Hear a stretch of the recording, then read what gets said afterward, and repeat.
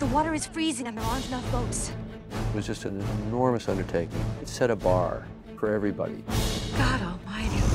And then whammo. We were the film that everybody wanted to see fail. It was just this constant shelling, this constant bombardment. These people had not read the script. These people had not seen a foot of dailies. These people had not visited our set. A pretty vicious piece appeared referring to accidents that had happened on other shows and suggesting this too could be going on Titanic. This little column, Titanic Watch, is running on the front page of Variety every single day. Detailing the latest disasters and where the budget was. And this is going on while we're trying to make the film.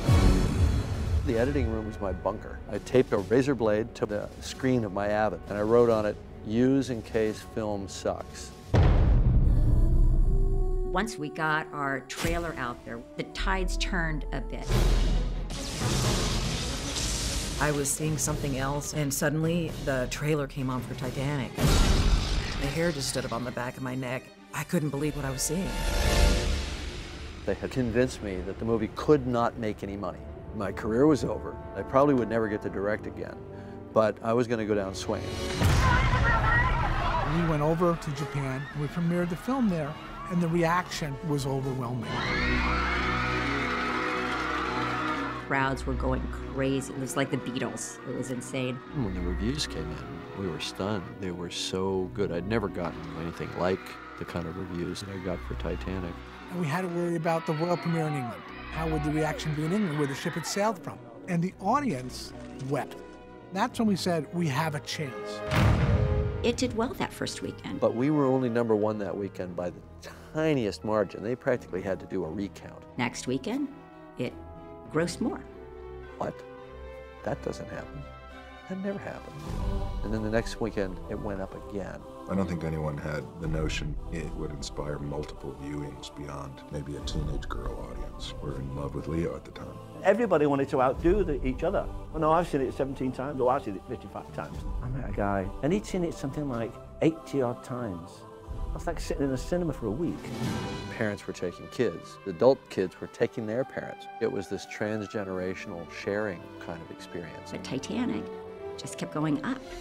People were saying, this is a film that might even get to $1 billion, something that was unheard of. It was basically #1 in every country it was released in. It was playing across language, societal, cultural, and religious barriers. Even communist China has given the most expensive, highest-grossing film of all time the official seal of approval.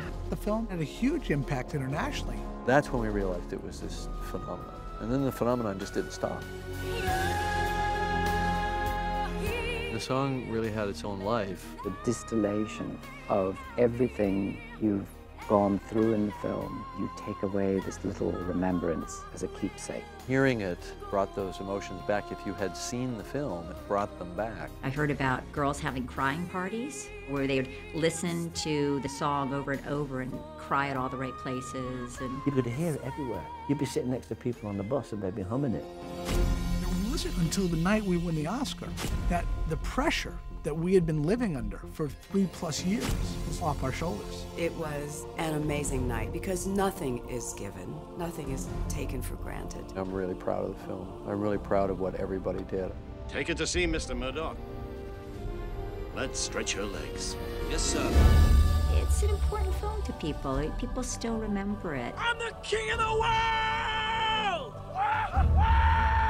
I've been looking for years for an opportunity to put Titanic back on the big screen. I always felt that the centenary of the real sinking would be a perfect opportunity. Put the 3D on top of that, and it really kicks it up to a whole other level.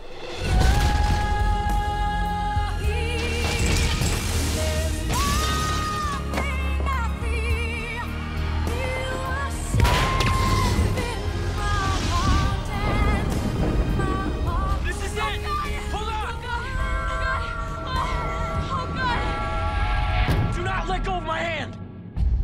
I'll never let go.